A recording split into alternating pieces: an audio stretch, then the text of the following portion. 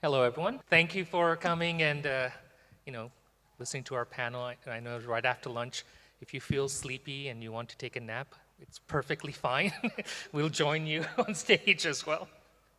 So today, what we wanted to do is we wanted to get together a group of people who serve various different roles in the industry. It's a mix of the technology side as well as the roles that they play in animation and visual effects studios.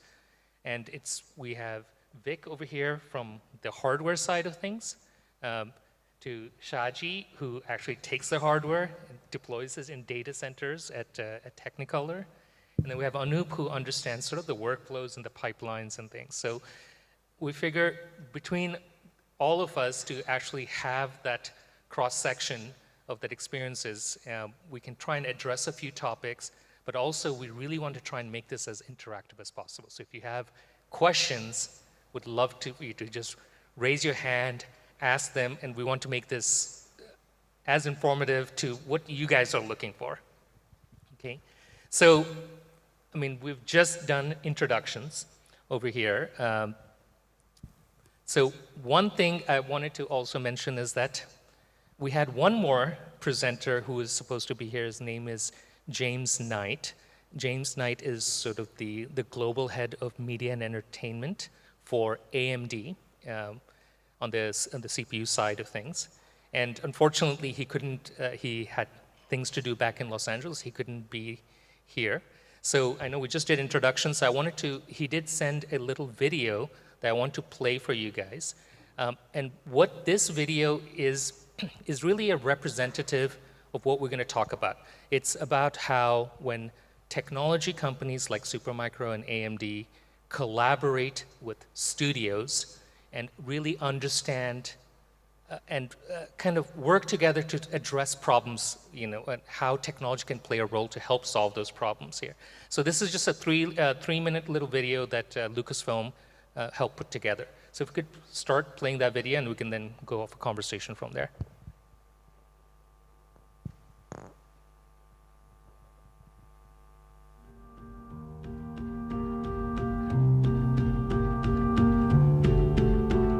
So at ILM, we have a bunch of ongoing challenges to create content that our audience have never seen before. And one of the biggest ones that I've been involved in is trying to create a platform that will literally allow our creatives to do anything they want in real time. Ultimately, all of Stagecraft is in service of how do we achieve, a client's vision? How do we marry, the physical environment to the digital environment? And the architecture that we design around all of our stages and all of our, pop-ups is really designed to kind of make that process as efficient and as flexible as possible. The more performant we can make the back end, the more flexible we can make the tools, the more we can rapidly iterate and achieve that desired vision. For our latest Stagecraft build in Vancouver, we had a very unique challenge due to COVID and hardware restrictions globally. Hitting delivery deadlines is of the utmost importance, and having partners like AMD and Supermicro to deliver on the timelines that production sets is incredibly valuable. Everything we do is so reliant on being able to go through iterations so quickly, so seamlessly, to explore options, to tell stories or solve problems. And having AMD as the engine behind that part of the machine has been so liberating for our creatives because we can show them options faster and more interactively than ever before. We've been able to have a sense of roadmap and have a sense of what is the best thing to look forward to in terms of targeting our investment, targeting our software development to take advantage of technology that's coming down the pipe. But if you look at sort of like where we were previous generations 3 or 4 years ago versus where we are now, the capabilities are fundamentally different. So with Threadripper, we saw anywhere between 50 and 100% speed up on some of our complex scene loads. It opened up a lot more avenues for larger media files, more complex geometry, and sort of like taking that leap forward into the complexity of content we were able to deliver. And we've been able to target, depending on the different AMD processors, either a smaller core count but at a higher clock speed that really maximizes high-end workflows like on our stagecraft LED volume stages for in-camera visual effects, as well as on our render farm where we really maximize high core counts to get as much throughput as possible in the most energy efficient way that helps costs, but honestly helps the environment as well.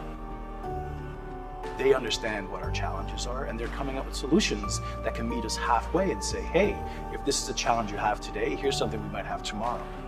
We're here to tell stories with our clients, and AMD EPIC has been a great, great enabler for us in that space.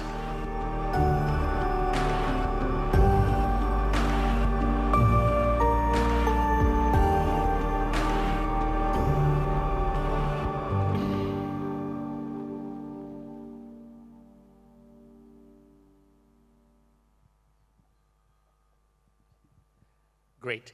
So that was, again, from James, who wanted to showcase that as an example where studios working closely in collaboration with companies like AMD and Supermicro, getting that feedback early in the production process and the impact that that can have over there on the final result. So we'll start off with that basis and build on that. So, the appetite for visual effects studios for compute is truly insatiable. You can never have enough compute there. I mean, I remember when I started in the industry back in 1995 or so, at that time we used to have these big silicon graphics servers that was $1 million or so per server over there, and the amount of compute that was needed to create visual effects for film. Today, the compute in my phone or on this laptop over here far outweighs what that was there.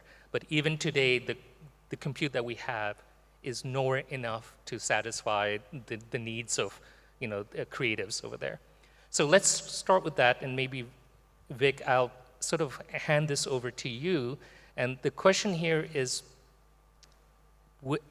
what is it that you, in your job at Supermicro, look at to help provide not only our industry, but the rest of the industry with just more compute, or more, with the challenges, and sort of what do you see on the roadmap, and how do you approach that? Sure. I think one of the things that most important for anyone to do is to get their work done in a most effective manner. So, which effectively means that depending on your application, and depending on amount of power that you have or the form factor that you need to be dealing with, either in a home environment or an office environment or at a data center, we need to take those things into consideration as we start designing the product. Second thing what we have seen is that the efficiency of the systems becoming an utmost important thing in the platform design, especially when platforms are deployed at scale. To your point, what used to be few number of systems in a data center to right now running into hundreds or even thousands of systems in a specific, let's say, media and entertainment facility versus going into hyperscalers, tier 2, tier 3, it runs into several hundreds of thousands of it. So the performance and efficiency goes hand in hand. We take that into consideration. Second thing is, if you take a look at the platform refresh, the Intel or AMD or NVIDIA, they are bringing these latest technologies, which typically used to be like around 3 years, 4 years apart. Now it's like less than a year apart. So we need to bring the technology very early to customers and get that validated with the independent software vendors so people can take it and run it in their environment. So number one, they are able to get the work done fast. Number two, it's more efficient. And three, they are able to take advantage of the latest technologies and harness the benefits out of it. So ultimately, we look at all these different angles of it when we look at platform development. And when we get the feedback from the customers, that becomes a part of the equation. So we look at and say, how many processors that we need to be supporting, what kind of a processors, how much of memory, what kind of interconnect, what storage needs to be done, and how the systems need to be managed. whether it need to be supported in a virtualized environment. All these things are taken into consideration as we look into developing these platforms. Great. So let's assume as Supermicro and AMD have now come up with these servers that are highly efficient and extremely powerful. Then they go to someone like Shajy and in your data center. So maybe you can explain a little bit about what your data center looks like at Technicolor, and who you're trying to service, and sort of the challenges that you face when trying to deploy this technology to artists. The data center picture in Technicolor is quite scary. So since we work on the large production and every business unit, be it MPC or Mill or Micros or games, everybody has a very different way of approach, right? So, and we as an industry are known that we always require more than what is generally available, even though the new generations now started coming every year, if not before.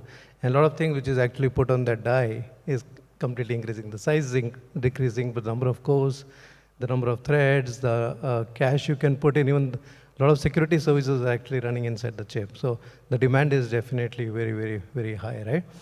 So as every show becomes complex, that has a very complex requirement that we size it based on what does it take for a storage to come in, we size it based on what does the renders to come in. But there's always two aspects to look at. Your show is complex, you keep increasing your configuration and you keep increasing your footprint and you consume more power. Or what you do, or you can do is re-architect it or virtualize it to make it better. If I can give an example. Please. What we did is, so after the pandemic, or during the pandemic, when we saw that remote working is a possibility now, right? The workstation doesn't need to be next to the artist. What we did is we completely moved out of the workstations, and everything which we bought after that was rack workstation, and then later we moved to a VDI. So we did an R&D with NVIDIA, which probably lasted for over 1.5 years. And we converted the whole large beefy workstations sitting next to artists into a virtual grid, which probably could be one of the largest grid virtualization possible anywhere. So what does that mean? That means is, if you do a comparison of a 2,000 workstations, the 2,000 workstations get replaced by 56 servers sitting out in the data center. The power consumption is exactly half. The flexibility options which is there, for example, if a show demands a configuration, what do you need to do? You need to look out for a workstation which has that configuration. Here, you can change the configuration and provide a configuration required for a particular show, a particular department, and then goes, right? So what we're doing is the entire provisioning and flexibility option which is required, we are moving into the data center space. And as we virtualize our servers, to provide a seamless experience, we did the same for workstation. That's just one of the examples. We do similar thing for renders, and we do similar thing for storage because the data footprint is large, and because of the multi-site production, the data needs to move across all the sites. So there's a good amount of optimization required in all these three things together, and that's how I think the whole production works. No, that's actually quite amazing, right? If you think about it, like 2,000 or so workstations and all the infrastructure necessary to operate that you can now take advantage of these next generation servers that are coming in from companies like Supermicro and be able to virtualize that. And you said you were able to get that down to just about 53 servers or so? 56, that's amazing. So now, Anoop, so we have, the hardware's been made, it's now been sort of deployed in a data center. Things. You approach it more from a workflow perspective, right? You look at, okay, how do you allow your team of artists to be, what are the things that they should be thinking about in order to be most able to effectively use this compute? So could you maybe share your thoughts on that? Sure. So yeah, as Prashant mentioned, you get the base platform ready, and the immediate next job is to define on how do you want to get work started. Now, for a studio that has been already functional, at the speed at which technology innovation is happening, primarily in terms of hardware, the primary thing that we look forward is what's the pace at which software is moving. So major platforms, major providers like Autodesk or Foundry, they're coming up with performance optimization. Leveraging this hardware is one of the main things that we look forward to. The second thing is always, from a technology operation perspective, the biggest challenge is always in terms of getting the renders done right in time. And the cost of a pixel or cost of a frame is something that we always talk about internally to understand how do we make sure that that numbers come to an acceptable number.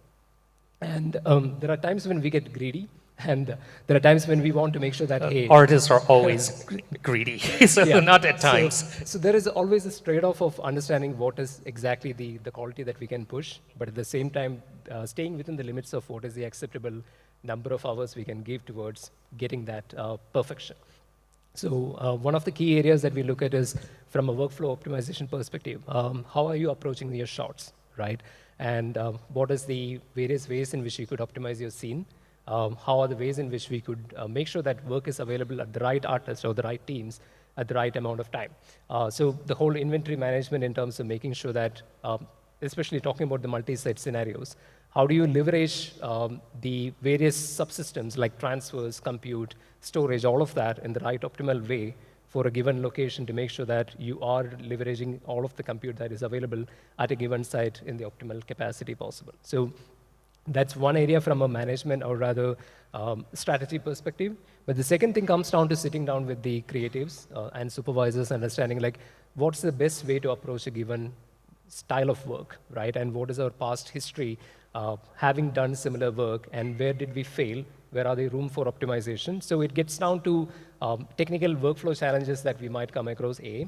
And second thing is what's the best techniques to use in a certain type of rendering to be able to do that. So it's a mix and match of both of these things that comes from what is a limitation of the hardware, but because as Shajy also mentioned that we have things at our disposal, but the thing is that there's only a certain amount of workloads that we can run at a given point of time. And we have to work within that constraint, not because of the fact that we can't put more hardware, but there are timelines associated with the project which we have to definitely meet. So yeah, I would say like this is a fine line of negotiation that happens between the creative and the technology teams to be able to do that. Yeah, so I mean, one of the things that the key trends that's happening at a fundamental technology architectural level is sort of this move towards massively parallel multi-core architectures, right? You know, most of these laptops used to come with 4 or 8 cores. Now you can get workstations with 64, 96 cores physically on a single workstation, and then now you have servers that go to 128 cores, and you know, for a single socket and times 2, it just gets crazy. 512 threads in a single machine, and one of the key things is that not only can Vik and his team put together this amazing hardware, I think what we're finding is that the software vendors and the workflow pipeline, all of them have to really think about how do we change the way we approach work to take advantage of this new architecture. So I wanted to share one small anecdote, which is that we started working with Pixar, who makes RenderMan over there, and they decided to completely re-architect their RenderMan software. So they have RenderMan XPU version, I guess 25 is the one that's coming out, which was designed from the ground up to take advantage of all of these cores. And the key thing is not only is this amazing hardware, just phenomenal hardware, the cores there, but when you reapproach and change the software architecture, the results are quite mind-boggling. So for example, the most recent project Pixar worked on was Elemental. It's a very ambitious, very complex project. So on the current generation hardware, that scene, like a single frame to render, was taking about 3 hours and 21 minutes per frame, which that's for a complex movie that's considered within an acceptable range. It's still 3 hours of render time per frame type of a thing. They took this exact same scene and put it on a new Supermicro server that had dual AMD 96-core Genoa CPUs in it with, I think, like 256 gigs of RAM or something there. But the key thing was the software was re-architected and the pipeline was re-architected to take advantage of this hardware. And that 3 hour and 21 minute render time on the exact same scene came down to about 3 minutes. It's a 60x performance difference. So it's not just an incremental, 10, 20, 30% improvement. When you can pair all the engineers and the artists to work together in collaboration, what can come out of that is truly mind-boggling. So, that was one anecdote. I don't know, Vik, if you have any other similar anecdotes you wanted to share from other industries, maybe? So actually, I want to comment on the same thing first. So effectively, what it means is within the same power budget, or within the same financial restrictions, and within the same time frame, one can come up with much better animation and much better visual effects that can be achieved with this just by optimizing it, right? And when I take a look at the way things are getting better like that, the communication between the processors and the communication between the processors and the accelerators, such as GPUs, that is becoming an extremely important thing. So as we look into where things are, if you take a look at the latest generation processor, let's say Genoa or Threadripper Pro from AMD, right? They are based on PCI Express Gen 5 for the interconnect, so which is double the bandwidth that is provided from the previous or the current generation one. Similarly, if you take a look at the memory performance, where if you can imagine if the application is running, you need to load the application into the main memory, which will be much quicker, versus if it cannot, then it needs to hit the drive, which will be taking much more latency, right?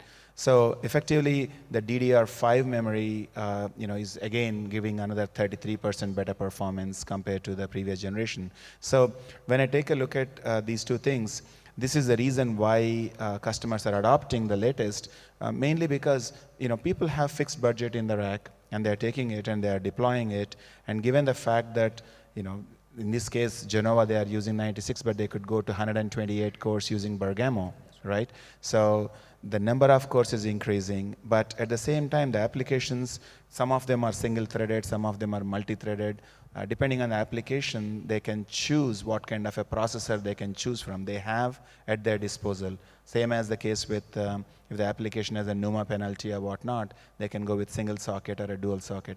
So this is the direction it's going. And I'm seeing this pretty much across the board, not just to the media and entertainment industry. If you take a look at high performance computing, or even the artificial intelligence that everyone talks about with ChatGPT and whatnot, all these things are basically looking at how the processing need to improve and how the inter-processor communication needs to improve in order for things to be done far better. But the application development is the key, right? I think, if the applications are not necessarily taking advantage of all the power that we are giving, then they're not going to be benefiting from it. So what I am seeing from the industry is that they are spending time and resources to do that part, which is, I think in the next couple of years, if you take a look at it, the amount of high quality animation that's going to come into the industry is just going to blow our own minds away. That's what I think, at least.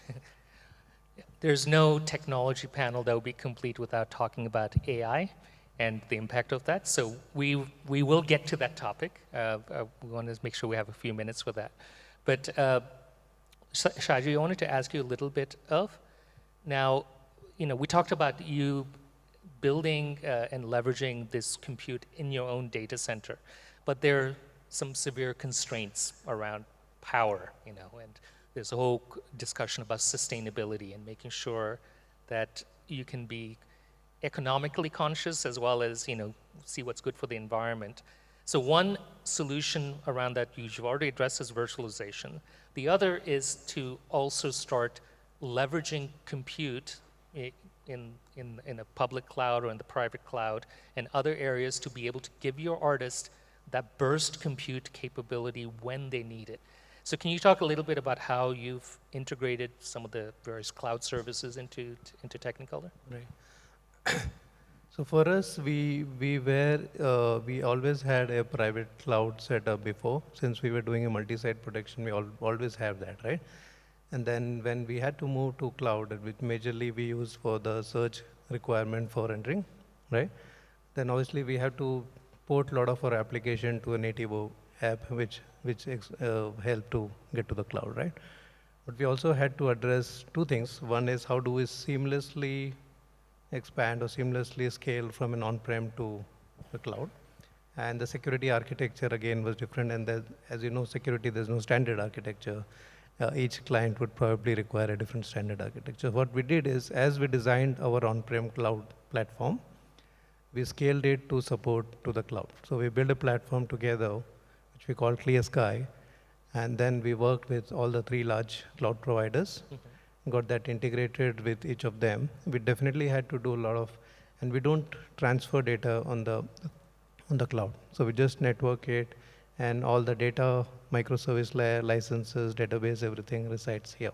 So we use the horsepower of the thing, but the entire platform, which is an integration of what we have on-prem versus the integration which is required on the cloud providers, and obviously a lot of caching is required in between, and we integrate that. But that enables us in few hours to go and provision 20,000, 30,000 instances on the cloud. But the major disadvantage is it doesn't require us to be locked to one cloud provider. And when we don't get an instance availability, we can always scale it to a different zone or scale it to a different cloud. So that's one of the advantage. But this obviously took us few years. And the most difficult part out was there is a limitation of a network.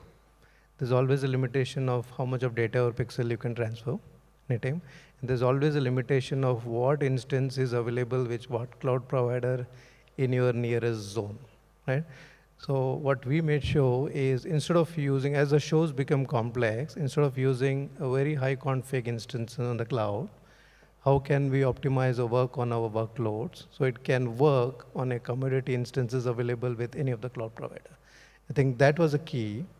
That helped us achieve the bottleneck of latency, that achieved us remove the bottleneck of availability of instances together, but all this has to be deployed internally. And then obviously we had to work with few security consultants to make sure it's complete secured architecture, even though we're not moving the data, but still we are doing some transfer of pixels around that.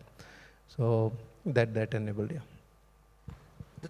That's pretty amazing. I mean, it's obviously you need that level of scale and capabilities when you have an organization as large as Technicolor.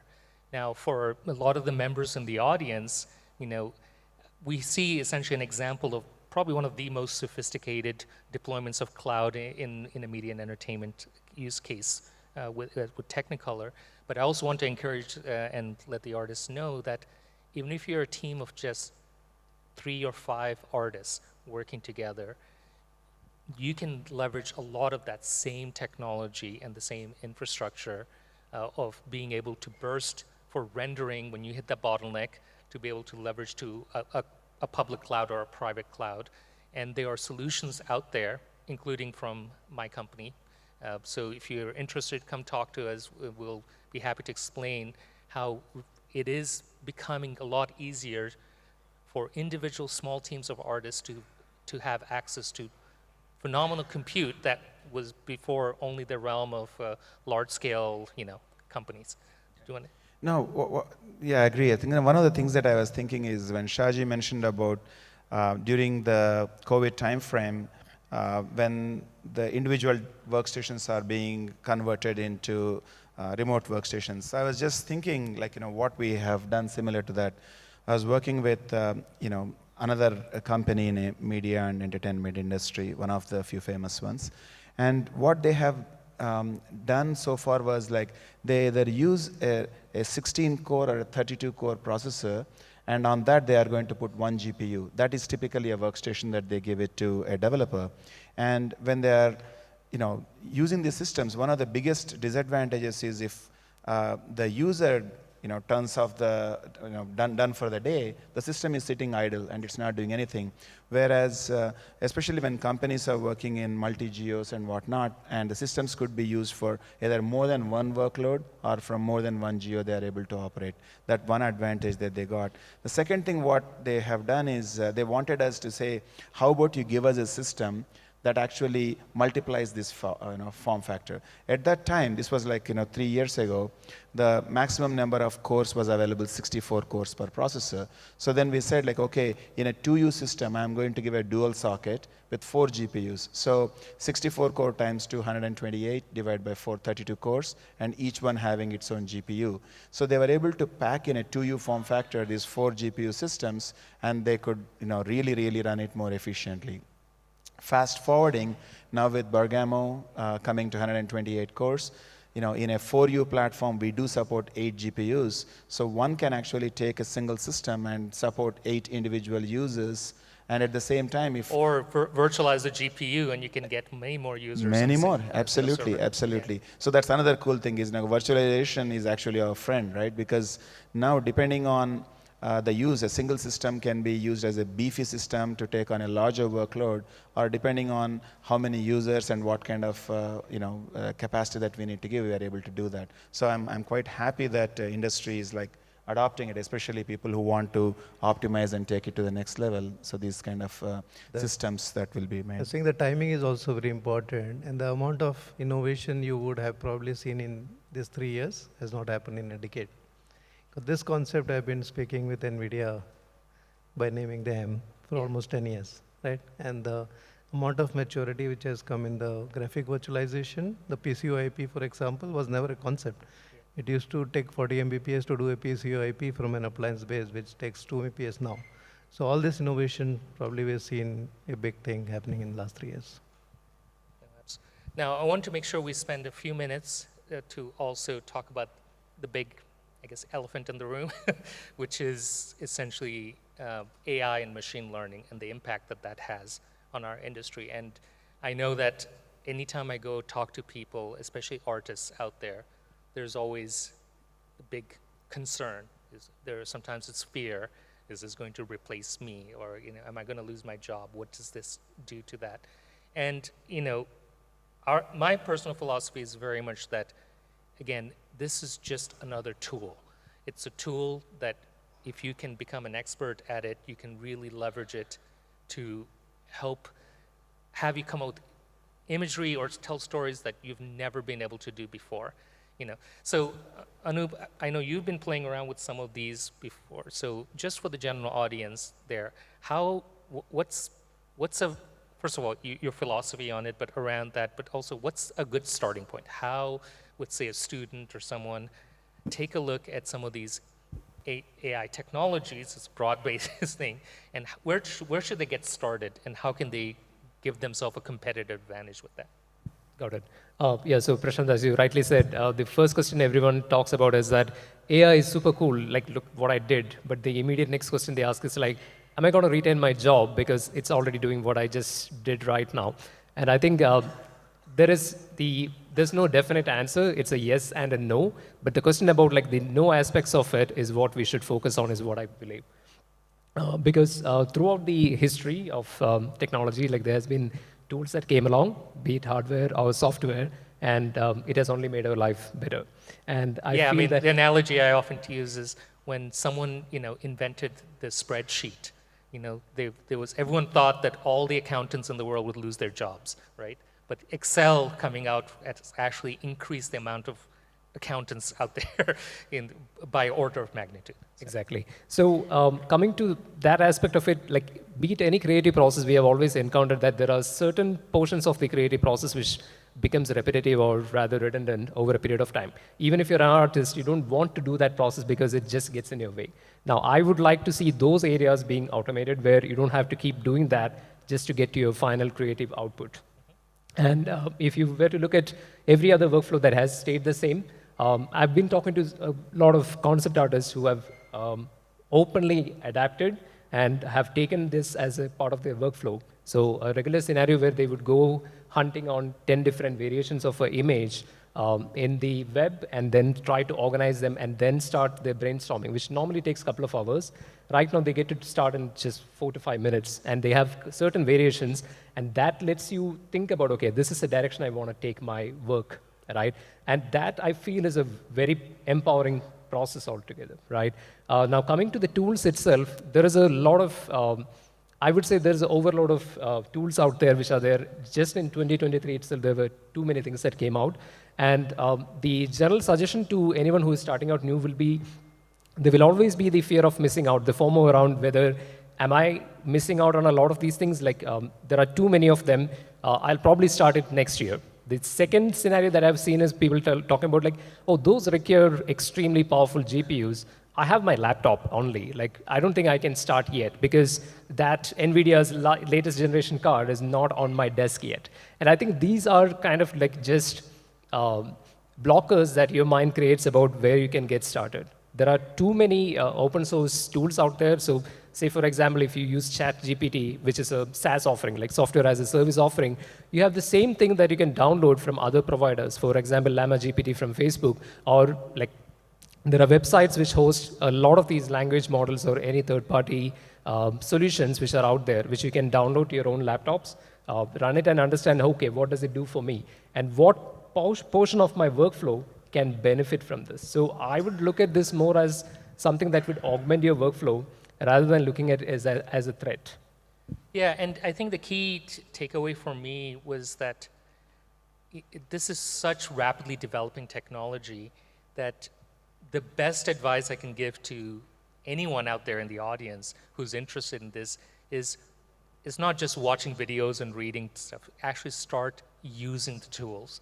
You know, it is all available in open source. You can go to huggingface.com or something and download some of these open source models, simple things, and start trying to use them yourself on your own lab. And that process of struggling through that, of just learning how to use these models, is so educational because it will then trigger in your mind so many other creative applications for these tools to allow you to do things that no one today, none of us here are experts that can tell you where this is going to be, you know, forget 3 years, like even a year from now where we're going to be. So do either of you want to add anything to that topic? No, I mean, we need to basically take advantage of it, right? So one of the things when you take a look at the workforce, especially in India, extremely talented, and so many companies, whether it's local or international, depend on the talent here to help with these efforts.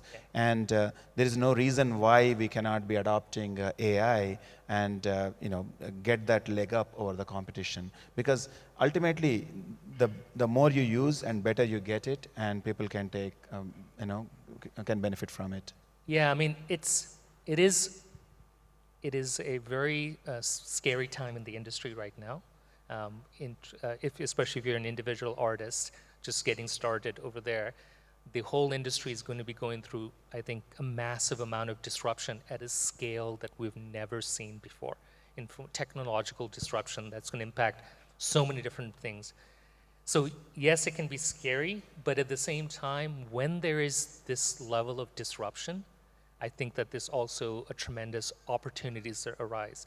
So the teams here in India actually should look at this as an opportunity to really leapfrog the industry and come up with new ways of doing things using these tools that just were not even imagined before, and allow a small team of 3 to 5 artists working together and using some of these AI tools to do something that will run circles around some of the big legacy players as well. So I think there's an opportunity over there, but we don't know what it's going to be. I think you just need to get started with trying to use these tools. Start, become a prompt engineer, just learn what prompting is. I think that itself is going to be very educational, right? So, Shajy, did you want to add anything to that? No, listen, the opportunity is there, and my personal belief is it is going to disrupt. It is going to change the way we are doing something. My personal suggestion is probably the whole filmmaking or the VFX workflow may not be the same in a year. There will be slow transition which will happen. So my personal suggestion would be is upskilling, right? The amount of the skill which you require to perform a particular skill or particular workflow may be a little different. So maybe upskilling would be good. Okay. I wanted to make sure, again, if there's any questions in the audience, please ask so that we can. Yes, please. Could introduce yourself, please.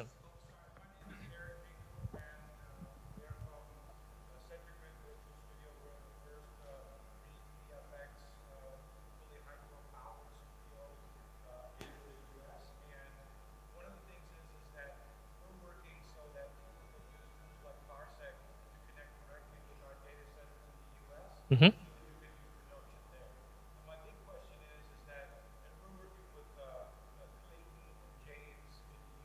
Yep.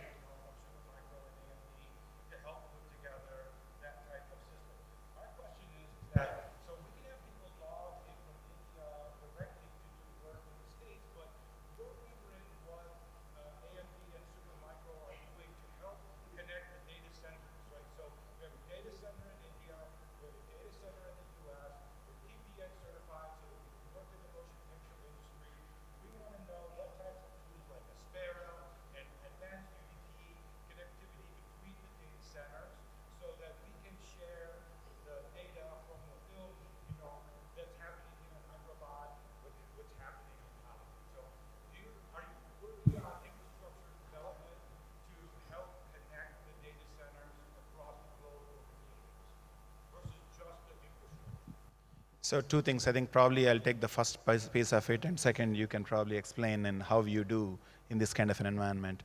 So the first piece is that when we are looking at the systems, the system that is operating in a data center is where we look at how fast the interconnect that we can actually provide between the systems and from systems to the local storage and whatnot.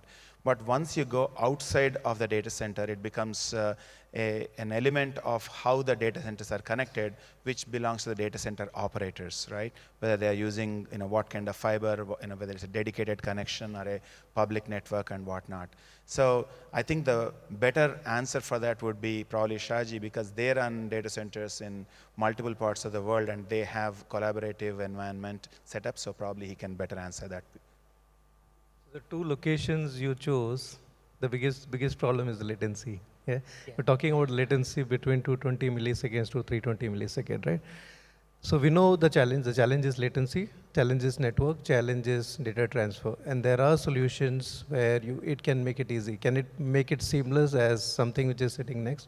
The answer may not be yes, right? So for data transfer, there are UDP protocols like as you mentioned, which is there. We do every day, we do reviews from here to different locations in Canada and LA. So there are things which sends an uncompressed image on LSL latency accelerators, where there are solutions like for example, it gives a clear view. Pivot is one of the solutions which is there. You have color print which does. So that's for review, where you send uncompressed pixel down the locations.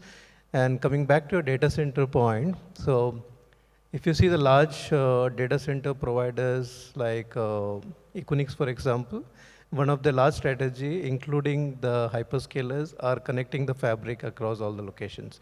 So data centers like Equinix is one of the example where they have an internal fabric engine, and that's one of the requirements from all the cloud providers who run the hyperscalers, that they host in the data centers, which has their own fabric connectivity connecting to all the locations.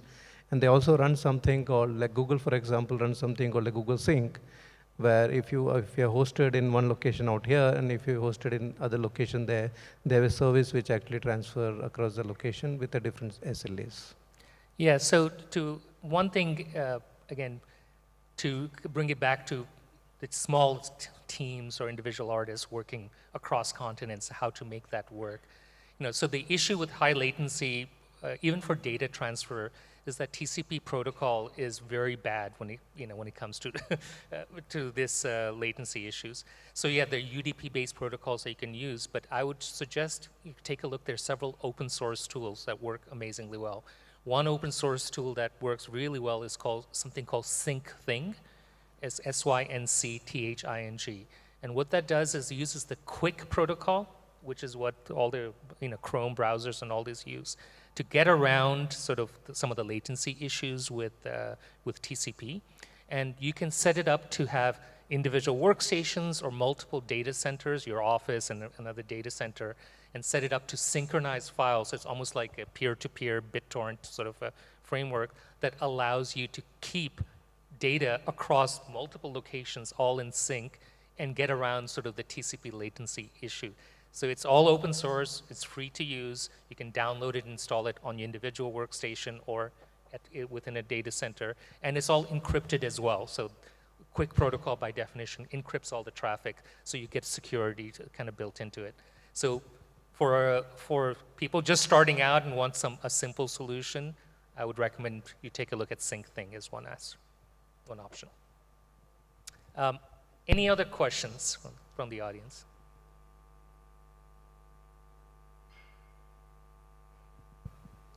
All right. I think oh, there. Yeah, go ahead.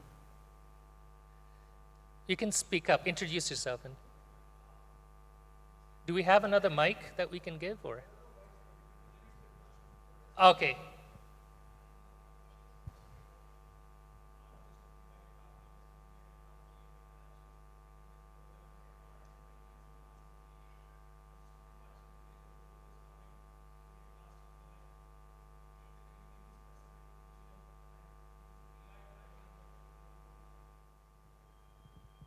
Repeat the question.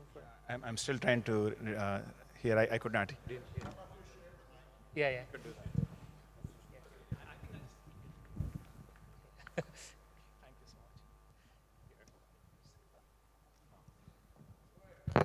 much. Vik, I was just, while you're speaking, I was just... Yeah, closer to your mouth so we can hear you. Vik, while you're speaking, I was just going through your company and your financials. I think the growth of your company has been phenomenal in the last 2-3 years. And I think it's reflecting in your stock price as well. So I was just trying to understand, like, on a broad sense, if you were to look at the trends, where is the growth coming from? Like, how is AI driving the growth? And are you seeing any adoption in India, especially for the AI and especially for the VFX industry? So, thank you for the question. So AI obviously is changing, entire spectrum of how the workloads are evolving and how people are adopting it, right? So, it's just not the AI portion. Along with that comes the storage. So people need to have some, a way to feed all these AI infrastructure. And then comes the applications, which could be inferencing workloads, which are different from the standard training compute that you are seeing. This is the point I also wanted to kind of comment on. So I have seen, when it comes to infrastructure side of it, let's say, for example, states, if it is in current quarter, 2 to 3 quarters down the road is when the infrastructure starts picking up in India. Mainly because many companies are actually having their branches in India. They do experiment because AI infrastructure is very expensive. Think of like a standard models, if a Llama 2 or whatnot, you're talking about $500 million equipment installation, so which is quite pricey. So many companies are installing it, they're giving it a try. And I have seen several requirements coming in India at somewhat a lower scale, but multiple companies are coming up, mainly to make it available locally for the customers in India.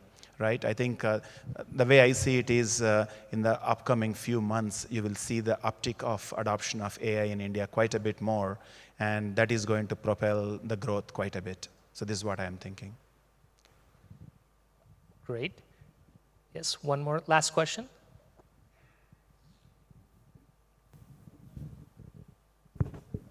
How can I become a prompt engineer in this industry as an artist? Because what I feel is that the better goal of artificial intelligence would be is to reduce the working hours of an employee, but increase the output than replacing the man himself. I'll start with that, and I want Anoop to address that. So, I think that's a false equivalency. I don't think that's a valid statement, because if you think about it, the same thing could have been said when, filmmaking, video creation required large film cameras, professional crews, you needed editorial bays, all of those kinds of things. And as soon as that started getting democratized and making it digital cameras and even cell phones right now, you would have thought that now one person can do the work of a crew that would have required maybe 20, 30 people to do it, and that would have essentially replaced so many jobs. But if anything, it's opened up new platforms. The amount of content that's being created and put onto places like YouTube, the democratization has caused video creation to explode in such a way that we did not imagine that just at the beginning of the digital revolution of that.